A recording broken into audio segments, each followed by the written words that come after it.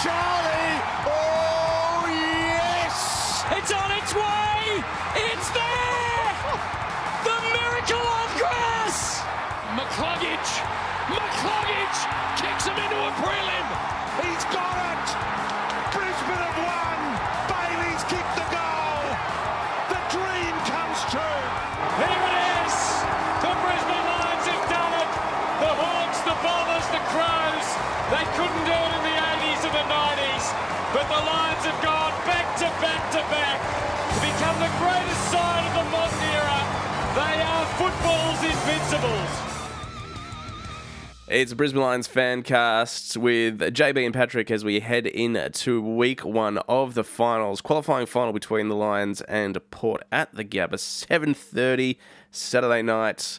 The excitement and the nerves are both at an all-time high at the moment. And the last time we played Port Adelaide, it was all the way back in round one where we didn't show up. And I know that as a fan, I've been waiting all year to have another crack at them. I'm sure the players have as well. And I swear to God, if we go in with that level of complacency, I'm going to flip a table. Let's have a look at the game coming up and a few other little bits and pieces going on in the world of the AFL and the VFL and the AFLW, because there's plenty going on. We're also going to announce our winner of what we've decided is the JB award for the home and away season, with the finals award being dubbed the Paddy. Mate, plenty going on, but how excited and or nervous are you for this Saturday night? Feeling pretty good. I'm actually more excited at the prospect of you like taking some sort of little TV tray to the Gabba so you can flip it. But no, I'm feeling pretty good. Like it's there's not a great deal of kind of like AFL stuff that's up and about, so it's good to kind of have a little bit of a detox. But you know, heading into the big finals, yeah, everything's looking pretty good. Before we look ahead, let's look back at the season that's just been and gone. A scratchy end to the season, but 4 wins on the trot. Scratchy or perfection? What would you say? Well, I guess that's the $1 million question. Is it leaving a little bit left to be desired, or is it perfect preparation for finals? I guess the beauty is in the eye of the beholder there. But the season as a whole, it's definitely had some pretty low lights, but some pretty high highlights as well. Some pretty significant losses along the way. Hawthorn, the Melbourne one by a point, and the smacking by the Suns and Port Adelaide are the ones that stick out. Yes, that is true. We've also played some very, very fine football along the way. So, you know, for example, if you look at pre-blackout Melbourne and the Richmond game and both Collingwood games, all quite handy, big game performances, I would say. Yeah, you're right. I mean, the 2 games against Collingwood, that Richmond game was about as complete a performance. The game against Carlton as well down at Marvel, albeit a different Carlton at the time.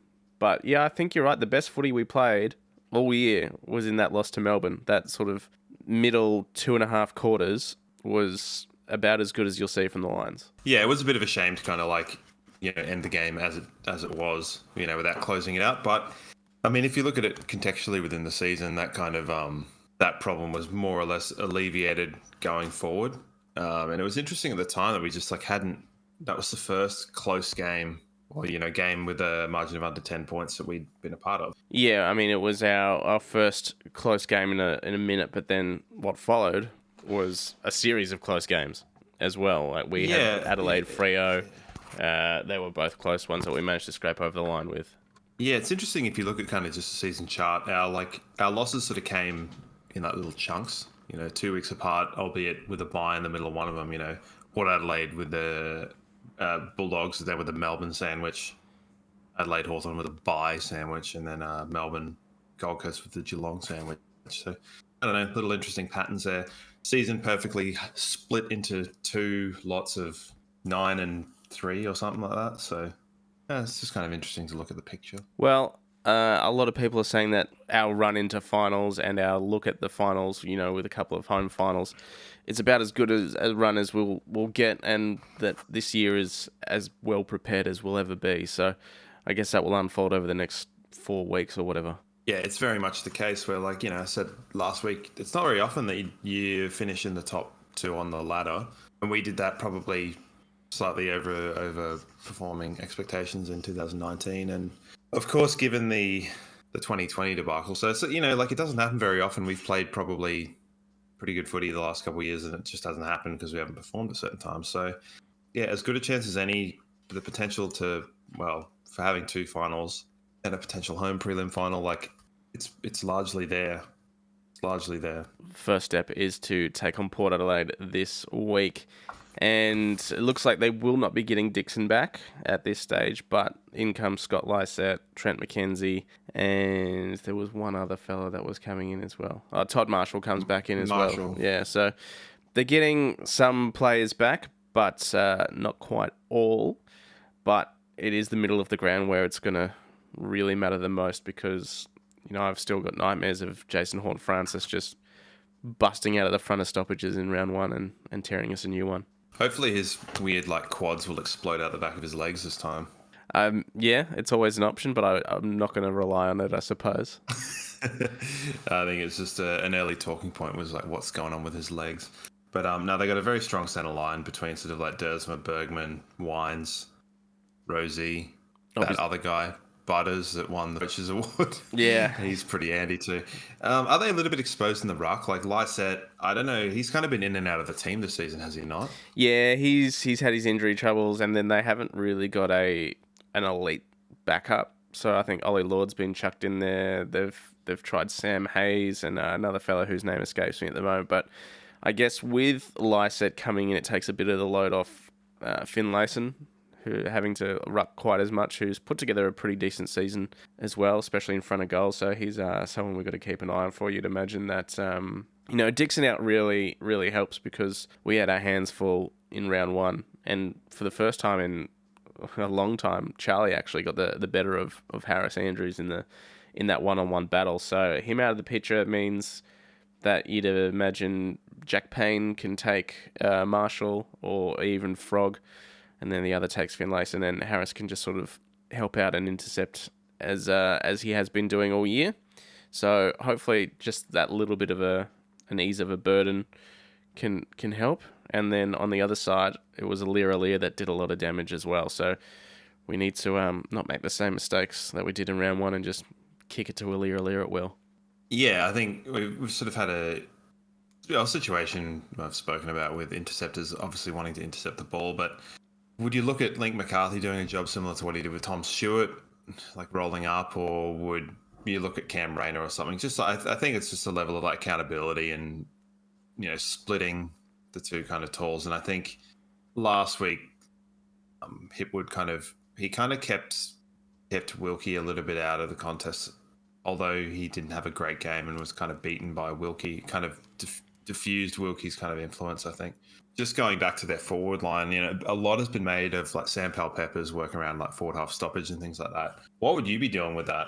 The obvious answer is Stas, but his year has been pretty quiet for his standards. So he's certainly, I wouldn't say he's gone backwards, but he hasn't been the sort of as reliable. He's been exposed a few times this year, Stas, especially his last sort of 4 to 6 weeks. But, his work around forward 50 stoppages, he used to keep Rankin to 3/5 of Sweet FA.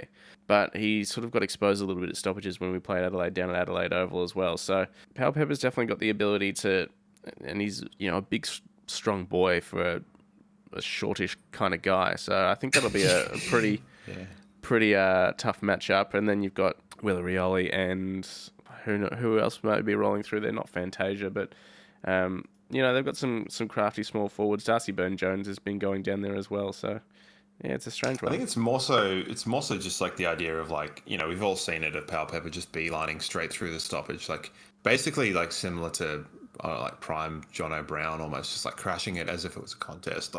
Do you just have someone stand in front of him and take the heat physically? Because that's really the only way you can kind of stop it, in my opinion, is just have someone stand in front of him at stoppage, block the run.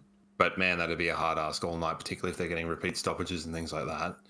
You wouldn't be wanting too many forward 50 stoppages. So yeah, I think probably Starcevic in terms of the bigger body is the person for that. Otherwise, you're sort of do you put a Jack Payne on him at stoppage just to stop the run with your most physical player on theirs? I think they'll start with Stars at least, and then sort of keep an eye on it for the first quarter and maybe the first half, and then make any adjustments if they need to, hopefully, before it's too late. Yeah, I think definitely the lack of Charlie Dixon being there, just a lack of another big body, and also him taking over kind of the idea of the like Tom Hawkins or like Lynch style role in the ruck, just to kind of like 2 battering rams. I'd rather only 1. Thank you. So yeah, I think a few times in round 1 as well, Dixon would have grabbed it out of the ruck and whacked it on his boot as well, and either scored or set up a goal as well. So having that out of the equation is certainly very helpful. But Richmond pushed them for quite a bit in round 24, albeit without a few of their better players, Port Adelaide on the park. So they're gettable. They're definitely gettable. Well, I mean, we know they're gettable, but they're one of the teams that sort of worries me a little bit. It's just that midfield is just really firing on all cylinders at the moment. yeah, I suppose there's an element as well. They've had quite a lot of changes in their lineup. So we heard Fague talk about consistency in lineup and things like that, and that being a bit of a burn for us. We've had very little sort of change, particularly defensively, in the last sort of month at least. So maybe just that little bit of chemistry between the team might be a bit in and out with players. Hopefully. Well, it looks like we'll probably only be making the one change of Link coming in and probably JL out, you'd have to say. Yeah, I think that's what we kind of foresaw last week, but I think that's probably our strongest team.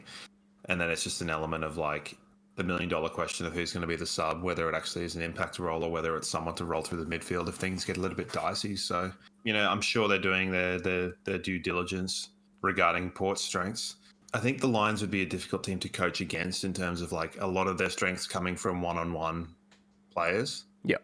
Ahead and behind the ball. It's like, what can you really do if you start to neglect certain players in contests? We've seen, and it gets said, this is not new information, but it gets said all the time. It's like, you look at the forward 6 or 7 from the Lions, and like any one of them can break a game, between like Link, Charlie, Bailey, Rayner, Hipwood, and Danaher. Like any one of them can kick a handful.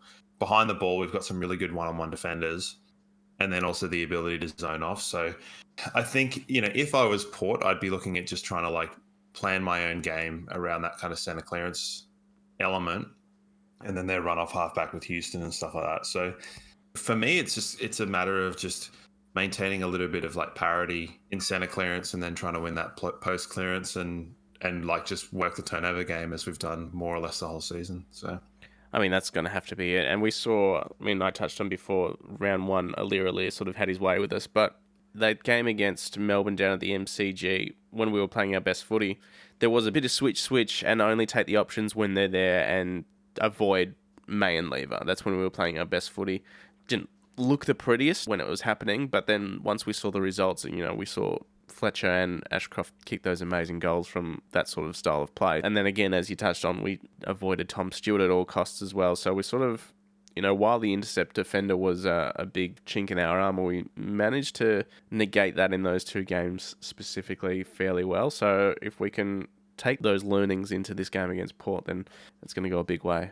Well, yeah, that kind of ethos was really, it sort of began with the first St Kilda game at Marvel Stadium, just with the way of like it being kind of the first Ross Line game, but just like, yeah, the ability to pick and to not let them switch and to just sort of be very defensively tight and try not to hit those interceptors. It was a good kind of blueprint for the back half of the season, I think. So, interceptors are always going to take intercept marks. They're just going to do it. It's their role, particularly Aaliyah. But I think we saw, was it Noah Bolter go to him in the Richmond game? Yep. And it did make him a bit more accountable, and he had a bit of body put on him. So I'm not saying we should roll Jack Payne in the forward line by any metric.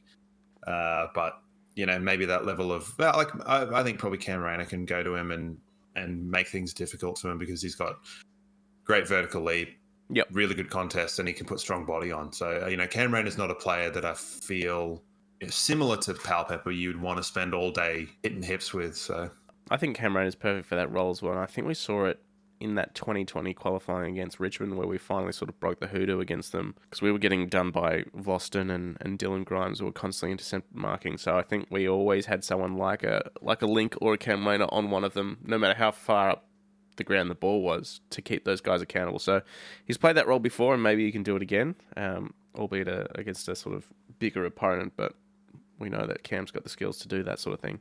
It's a height versus girth battle, I think. Not often we get to say the word girth on the podcast, so He's a girthy boy, Cam Rayner. That's all I'll say. he is. He certainly is. If you've got a mate that loves the Lions, tell him to get the podcast into their ear holes. I think it's like, not to toot my own horn, but I think, heading behind the ball, I think we'll have the advantage. I said this last week, and then in the middle, it's sort of, we just got to hold on and try and not let their midfielders that run and make the makeovers in the next contest. Like, we need to make sure that the midfielders working hard, because if they work hard, they're more or less level in terms of centre clearance and not allowing the outnumber, then they'll get a week off to rest their lovely bones. So, yeah, what do you think? Obviously, we've seen throughout the season that the bye came at the detriment to basically everyone. A bit of a different story now with every team having the week off. But do you like the idea of playing 2 games of footy in a month, or would you prefer a bit of continuity? No, I wouldn't. I'm more of a fan of like the bye between preliminary and grand final. Yeah. Just in terms of like, if someone gets like a minor concussion or something, you don't want them missing a grand final. I know we have to be careful with concussions, particularly given the retirement in the week. But like, we saw Jared Berry go out in a elimination final against the Bulldogs with a very innocuous concussion. And it's like, if you miss a grand final for that, it's like, it'd suck. Yeah. Particularly if you were like virtually showing no symptoms and it was just a bit of a bump on the head. To miss a grand final would be pretty brutal. We've talked in other episodes of how we've got Ross Lyon to thank for this bye before the finals, but I think it negates the advantage of finishing higher up and finishing in the top 4, because I don't think you'd want to be playing 1 game in 3 weeks or 4 weeks or 2 games in a month or whatever. So I think the earning that week off is probably more important, but it's not the way it is at the moment. So we just got to. I'm not saying we should lose so that we can keep our momentum up, because that's insane. But like, I don't think the system's particularly well thought out. Plus you have a week between the prelims and the grand final. Like, you have the Brownlow on, make that a Saturday night event. Yep. That way, I feel like if you've got interstate clubs in the grand final, you're not like doing the old like Brisbane Convention Centre. Yeah. With like the team there and having like weird cut to like live camera and that sort of garbage. So I feel like it'd be a better event. And also it would like stop any of that kind of like 2004 grand final garbage, which Brownie did make an interesting point on the couch a couple of weeks ago or a week ago, whatever, where Port Adelaide, if they lose, it's, I have no sympathy for them after 04, but like they've got a bit of a brutal travel back to then play the winner of, is it St Kilda Giants? Yeah. You'd think that would probably be GWS. Yeah, but the idea of them having played later, not being able to get back to Adelaide and stuff like that. Like, realistically, the Lions Port Adelaide should be Friday night. It should be, because they should get the extra day's rest, but not to be. Here we are. It just seems, it's just a bit of an oversight. Like, and I feel like fixturing like this shouldn't really happen. I've heard a lot of people talk about Collingwood and Melbourne being like, oh, well, there's no advantage for Collingwood. It's like, you're a Victorian team. You get an advantage like the majority of the season. Like, shut the up. Like, I do agree that they should get more seat allocation. Yeah. Like, they should get the vast majority of seat allocation. But I don't think that like, oh, they finished top of the table, so there's no advantage. It's like, you're playing at the MCG, you're playing at your home. You don't have to travel. You probably haven't traveled in about 8 weeks anyway, a la Richmond 2019, where they played at the MCG for like 9 games straight. It's like, that's your advantage. Yeah. Just because you don't get as much of a perceived advantage in finals in the crunch. It's because you've only got 2 stadiums in your city. Like, that's not anyone else's fault, but so be it. Don't really care, sucked in. If they feel like they don't have an advantage and they don't, then that makes me happy. That's all I got to say about that. I think that St Kilda should be playing at Marvel. Yeah, I think so too, but you can't imagine they're going to get that much more at the MCG. No, I don't even think it would fill out Marvel.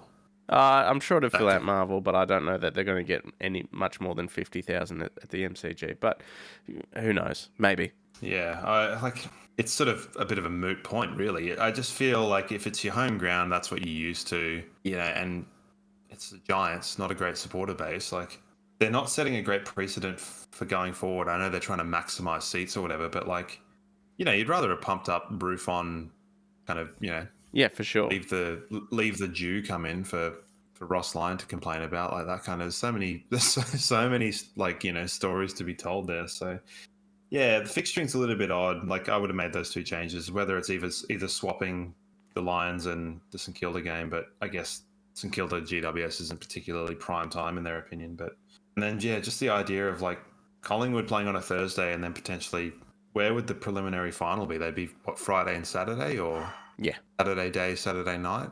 No, it'd be Friday night, Saturday night. So they're looking at potentially the winner of that game having a 15-day break. Yeah, potentially. That's a long time. Yep. A lot of bone healing to happen, isn't it? Yep. Yeah. Oh dear. Well, win the game. I don't know. What do you think in terms of like not necessarily predictions, but that Collingwood Melbourne game? Everyone and their cat has been saying like that's where the premiers are going to come from, the winner of that game. What do you reckon? Probably. I think Melbourne will win that game, and I think they'll probably win the flag. I mean, that's my honest opinion. I think Melbourne's my pick. They've been playing the best footy leading into finals. I think they've obviously got a bit of an issue with their ball movement and their forward line. But, Bailey Fritsch comes back, kicks 5. They've got Tom McDonald potentially to come back in, or Brodie Grundy. I don't know that they'll be picking Brodie Grundy again, especially in a final. But they've got options. No. But yeah, I think they're my pick. Their backline's good. Their midfield's good. I've got a sneaky feeling that I think it's going to be a Port Brisbane grand final. Sure. Like I have a sneaky feeling that the Lions are going to beat Port, and then Port will go back to Adelaide Oval, deal with St Kilda or GWS, and then go on a bit of a run. I just have a weird sneaky feeling that Melbourne or Collingwood winning their qualifying final, the amount of stagnation with that, and Port Adelaide just playing some of those other ins back into kind of form is going to do them well. So I have an odd feeling that although everyone's been saying it'll be like a Collingwood Melbourne grand final, I think it's going to be a Lions Port Adelaide grand final. Sure. And I think we're going to win. I mean, I'd love that. 19 years for some sweet Rawenge. Don't count the Giants out though. The most bitter people on earth about that. Yeah, the Giants are playing pretty good footy, but I still just tend not to factor in those kind of lower 4 of the 8 teams. Just call it my own cynicism, or I guess like ignoring the hooded, shadowy figures in the dark. But I think one of them will make a prelim. I think it'll be. You do? Yeah, I think Carlton or GWS will make a prelim. Yeah, maybe. I don't know. I'm not convinced by Carlton, but I guess we'll find out. Their game is surprisingly, even though it's been said as being built for finals, is literally the antithesis of a finals style of game. So I don't really understand that, Lee Montagna.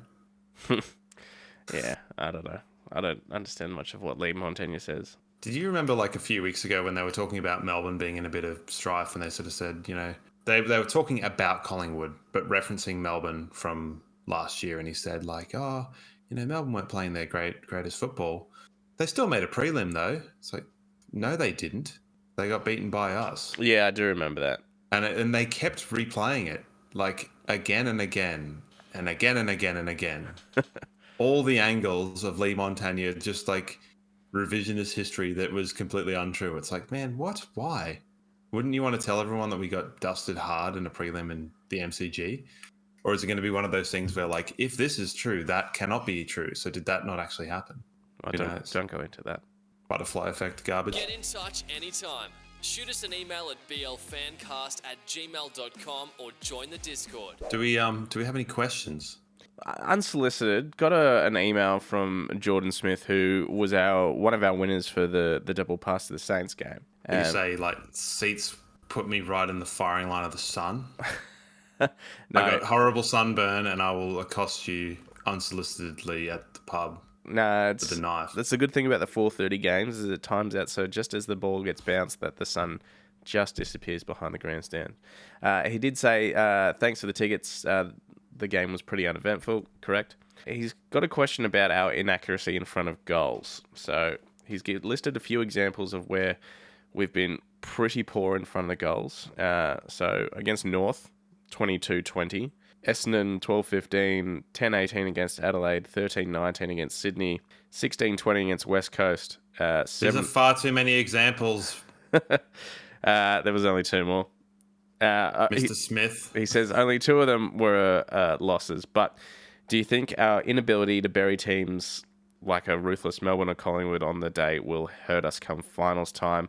Or is the comp just so close now that given the professionalism of the sport, you just take a win when you can get it despite what the scoreboard says? Because that's what we've managed to do so far this year. Fags did say after the game that we take the win and go into the finals in second place. Maybe it's a bit harsh, or maybe the image of Joe Danaher just missing a goal from 10 metres out is just sticking in our minds.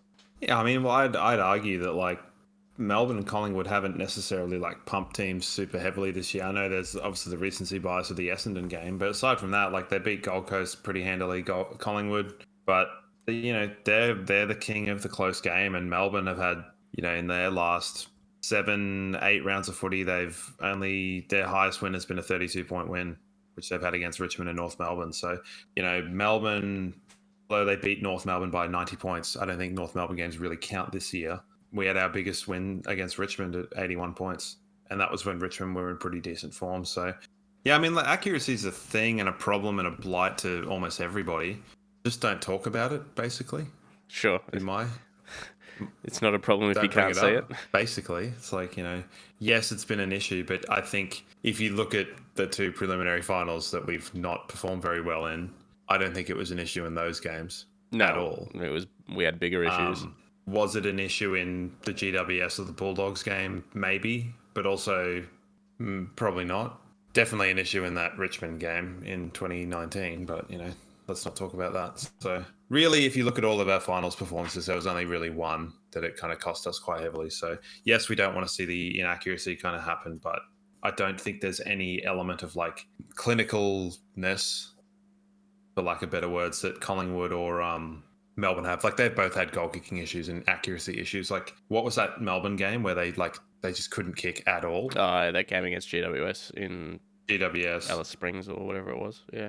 I mean, I suppose that's a bit of a different kettle of fish, but yeah, like, also probably the Geelong game before that one. So I don't know, like, accuracy is kind of relative, and I don't think, like, you know, you wouldn't imagine that, like, Danaher's not practicing his goal kicking. Like, everyone would be doing that, surely. Yeah. It's just a thing. It just happens sometimes. So yeah, I mean, I think it's definitely been an issue that's been raised about us in the past, but not so much this year. I don't think it's been a huge blight on our game so far. And as Jordan's pointed out, we've walked away with a win more often than not. So yeah, you just take that. There's only one grand final I can think of that it really was an issue, and that was 2008, where Geelong just could not kick a goal to save themselves, and Hawthorn managed to capitalise on that and walk away with a flag. I thought you were going to go with North Melbourne versus Adelaide in 1997. No, I'm not going back that far, but very possible. I was, because, well, I mean, like, I don't know. Funnily enough, I watched the 2008 grand final, like, in the last 6 months. Yeah. Just because I was curious to see, like, Stewie Jew's, like, 3 moments of fame. It's pretty good.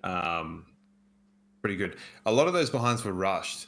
So the score actually blows out very differently to how it kind of appears. So, yeah, a bit of an odd one. But, yeah, I agree. Like, very minimally is the accuracy kind of actually that much of an issue. So, in a grand final, that is more the issue of, like, small guy tackling Max Gawn and then the team getting, like, a 700-goal run on. So, yeah. Dane Zorko, don't do that. Don't do what Daniel did. I can't make this clearer. Yes. Can't make it any clearer than that.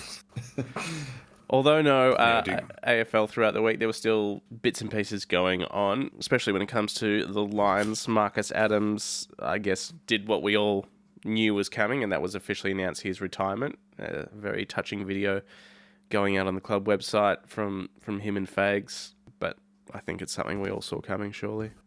Yeah, it was pretty heartbreaking, that video, like, more so than a lot of them that I've seen, because you sort of get these journeymen or, you know, long-term players that sort of, you know, are obviously emotional with, like, a massive change in lifestyle and being like, you know, they're walking away from footy having played sort of 250 games. This one was a bit different because it sort of seems like someone who genuinely didn't want to be doing that. You know, we have seen in the past there has been elements of, like, quite emotional retirements with people regarding concussion, but this one, I don't know. I haven't seen Fagan that emotional since pre-Hawthorn allegations. It was sort of the first time I've really seen him actually show a level of emotion. Yeah, it's quite strange, but quite nice. It was, but he also managed to make it kind of funny and somewhat pointed in a way of, you know, supposed to be you that's sad, not me. But I don't know. Like, I think Fagan and Marcus Adams, they must have had an element of like quite a special connection because it was quite early on where it was basically a foregone conclusion where Fagan's like, if Adams is fit, he's playing. Yeah. Like it was a non-negotiable. And I think he indicated that pretty well in terms of like him as a person. I think Adams has done a really good job within the club in terms of sort of driving standards, whether that's like looking after yourself or basically what's physically possible on a human body. Just for some of the younger players in terms of conditioning and looking after themselves. So like he was unlucky. He had a really unlucky career with injury and then obviously with the things that have come. But like the first half of last year, he was like absolutely in All-Australian form. No one mentioned it, but he was so good. Yeah. In the first half of last year. I remember the game he lined up on Tom Hawkins and held him goalless, and I thought to myself, oh my God, you know, for the first time in however long, not only is Tom Hawkins not kicking a bag on us, he's not kicking a goal. Well, that was the Link McCarthy one, right? Yeah, I think so, yeah. Now, I might be slightly wrong, but I'm quite sure I'm right, that Hawkins didn't take a mark in that game, and it's the only game he's ever not taken a mark in. Yeah, probably. I'm fairly sure that that's the case.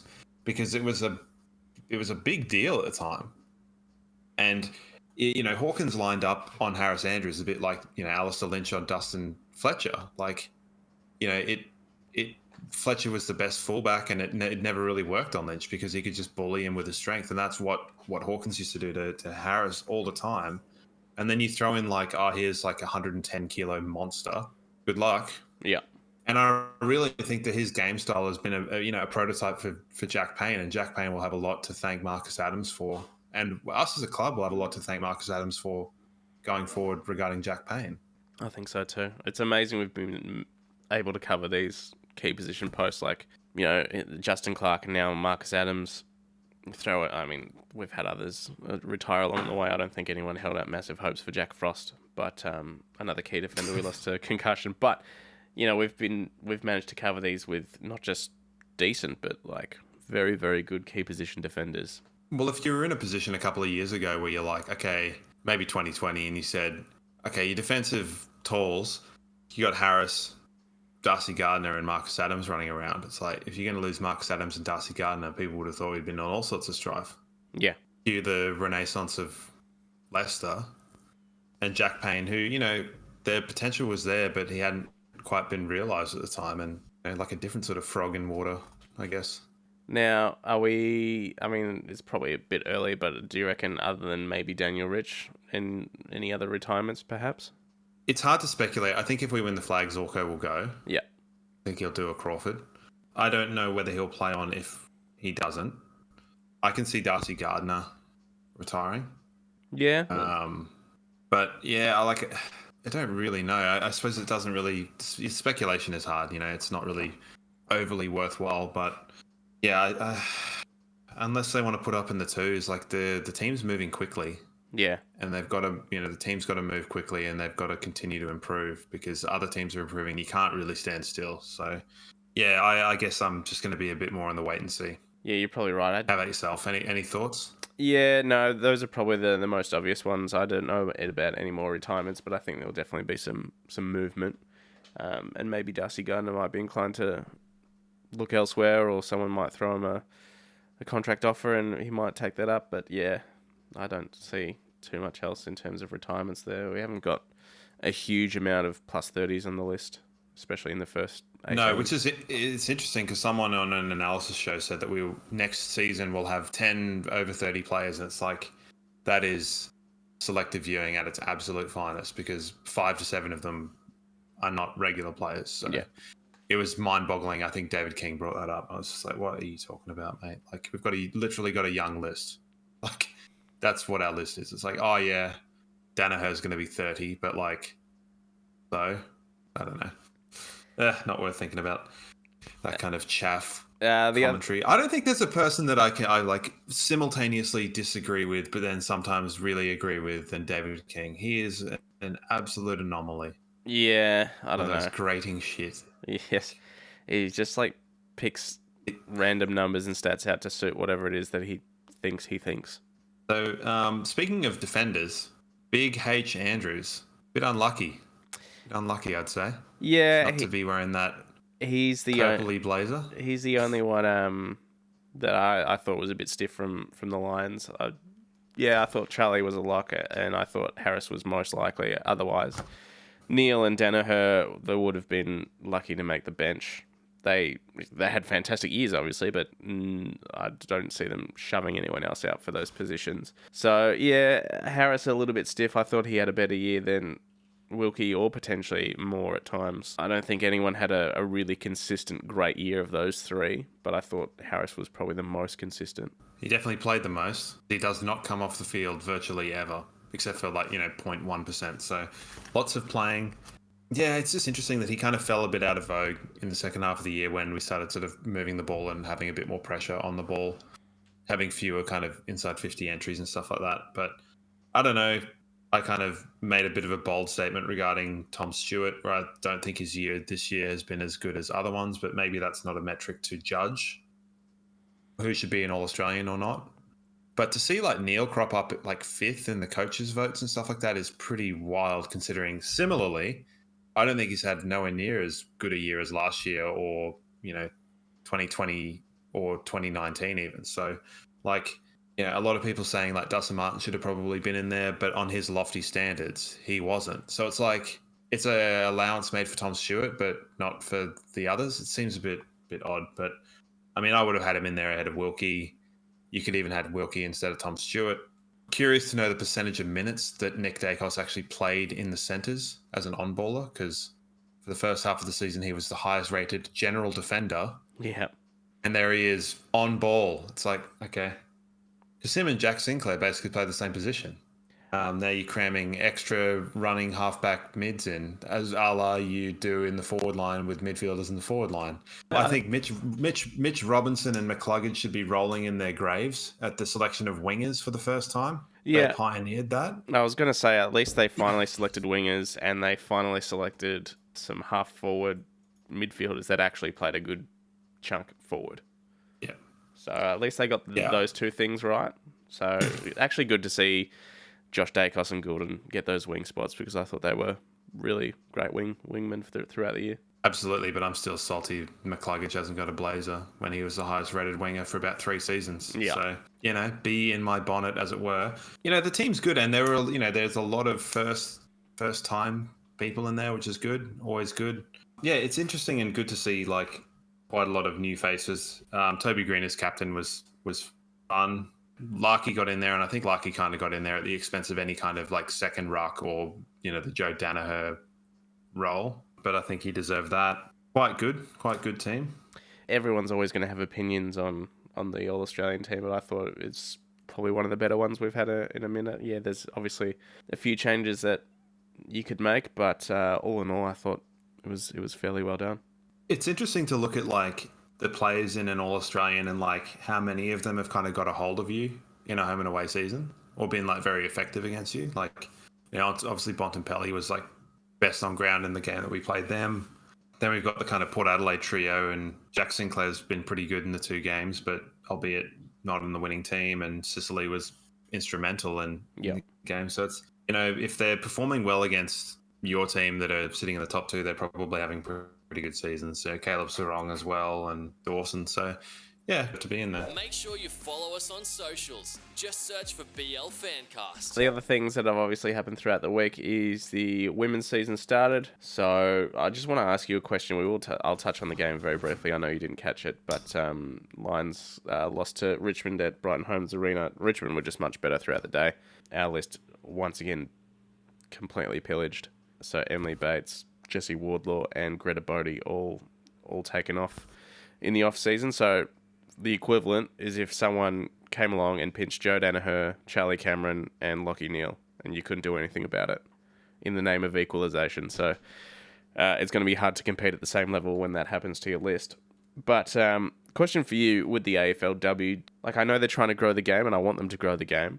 I'm not exactly a diehard supporter of AFLW, but I will watch it and cheer on the girls, and I'm fairly familiar with all of the lists. But do you think it deserves its own spot to shine rather than like putting round one in the bye week before finals, it's like everyone's mind is still on the AFL, the men's season, and the upcoming finals. That it's sort of like, well, you're giving us this to distract us, or I just think it deserves its own designated spot. Yeah, I can see what they're trying to do, but I just don't think it works. I assume they're looking at it going, okay, now 10 of the teams are not going to be involved in finals, so their supporter base or fan base or whatever are going to go on to the AFLW. But it's like, I just don't think that's realistic. I mean, I struggle with any sport watching it not at the highest level. You know, I can barely watch the A League in the soccer because I'm like, you know, a glutton for watching the Premier League because it's a high standard. I would have difficulty watching the French league or the Italian league. I don't watch a lot of general sport. I watch a lot of AFL, a lot of multiple AFL games a weekend and stuff like that. But generally with other sports, I'll watch a single game. I'll watch my team play or whatever. You know, maybe they need to do it the week after the grand final or whatever. Like, they're fitting in a spot. It's not going to work concurrently with the men's competition, but I don't know. It's a difficult one. This is a garbage answer, isn't it? No, it's just something that baffles me. I don't. Like, obviously, there was a decision made. I'm not sure why, but it's like, you know, me who tries to get involved in the AFL as much as I possibly can, and I do watch it. It's hard to get that amped up about it when I'm so preoccupied by, you know, my team playing a qualifying final against Port Adelaide, and I'm sure a lot of other supporters are the same. So it doesn't, like, I can't give it the attention that it probably deserves. But I feel like even if the team wasn't playing in that qualifying final, there'd be more of an inclination to be paying attention to the other football. Yeah. At least for me. And, like, I don't know, I feel like the women's game is really they're caught in a bit of an identity crisis, I feel, because you hear a lot about them wanting, you know, equal pay and parity and things like that. But then also, like, they really like the idea that it's got more of like a local footy feel. So it's like, you can't really have both. I don't think you can have both. But Yeah, I think they're probably a long way off sorting any of that out.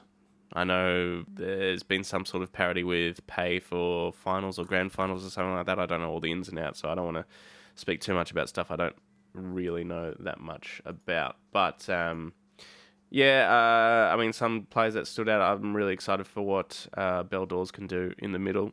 She had a great season last year. Now she's going to get more time in the midfield. Same with Jade Ellinger. And, I mean, the usual suspects, Ali Anderson, Kathy Spark had good games. Dax Davison put through a couple of goals, but Mon Conti just sort of tore us apart. So there's your AFLW. It always takes like a couple of weeks to find out who the best teams are and whether this equalisation is really going to work. So I will keep a loose eye on it, but it will be loose for the moment until the AFL wraps up, I must admit.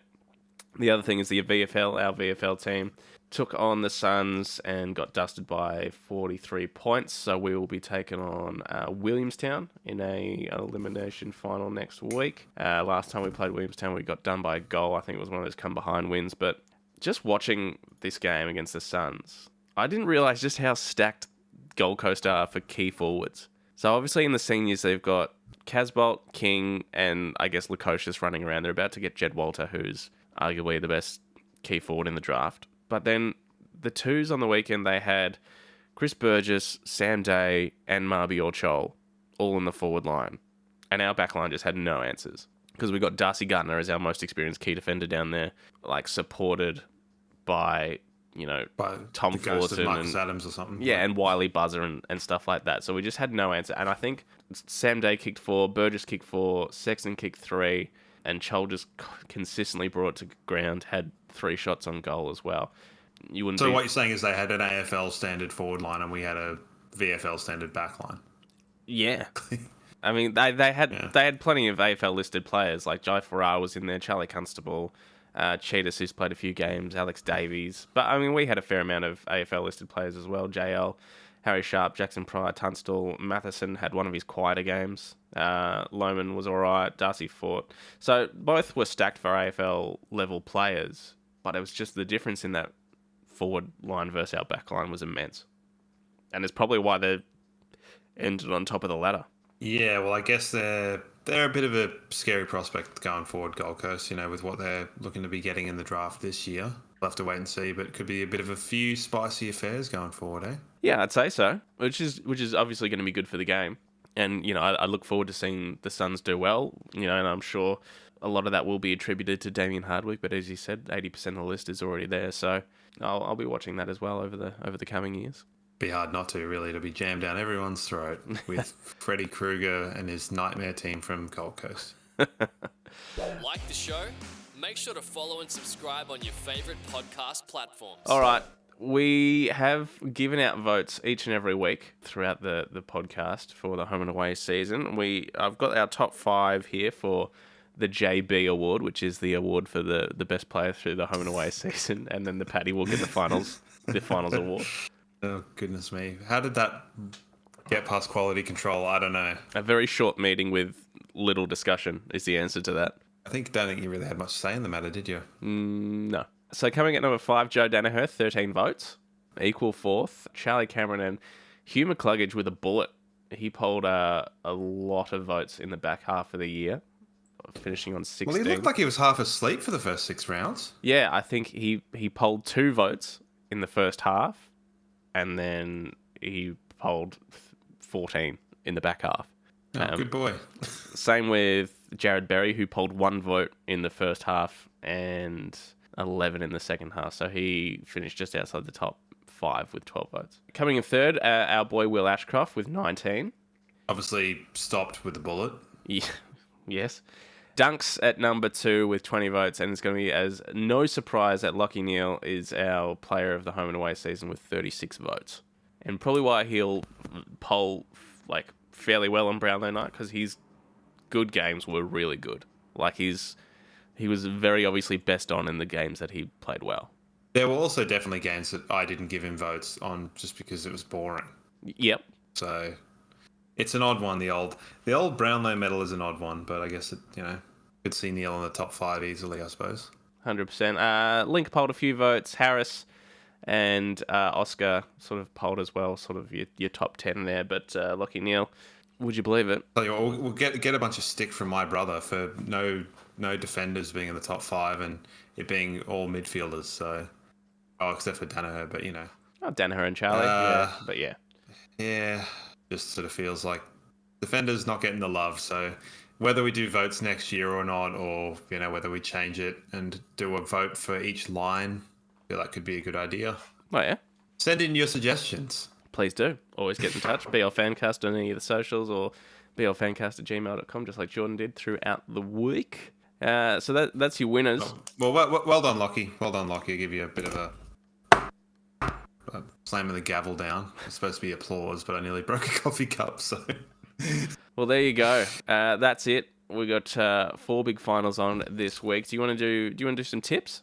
Tips? Yeah. What for? For the 4 games. Tips for living? No. Tips for living? No, just tips for the 4 games. So Melbourne Collingwood. Who do you reckon's going to walk away with the win there? Melbourne. Yeah, I'm with Melbourne too. Carlton Sydney. Sydney. Giving Carlton no chance. Yep. Has that got anything to do with your just general dislike of Carlton? There's a bit of spite. Okay. Fair enough. Port Brisbane we won't touch on, and GWS and St Kilda. GWS. Yeah, I'm with you on that one as well. So I think we agree, except for Carlton. I think Carlton will beat Sydney. Yeah, Sydney are coming with a bullet at this point in time, so who knows? They're playing good footy. I wouldn't be surprised, but I'm going to back in Vossi on this one. I guess they got good players, but I don't know. I think their balance is a bit skewed and too stoppage heavy for finals, in my opinion. But I guess we'll see. It doesn't. I don't really care either way. We're certainly on the other side of the draw. So what a bunch of peasants. Sure. Well, there you go. Our big game, 7:30 Saturday night at the Gabba. I'm sure a lot of people listening will have their tickets. I know I got mine. 10 o'clock. Join the queue in Ticketmaster. Secured. Yeah, well, I guess all fun and games. Hopefully you have the know-how on how to do that grand final day, because hell if I know. Yeah, not an issue we've had to worry about previously, so I'll be doing my darndest, but that's still a few weeks away. So that's it. Home and away season is done and dusted, and now the real stuff begins, as they say. But I do want to leave you on one thing. You little beauty!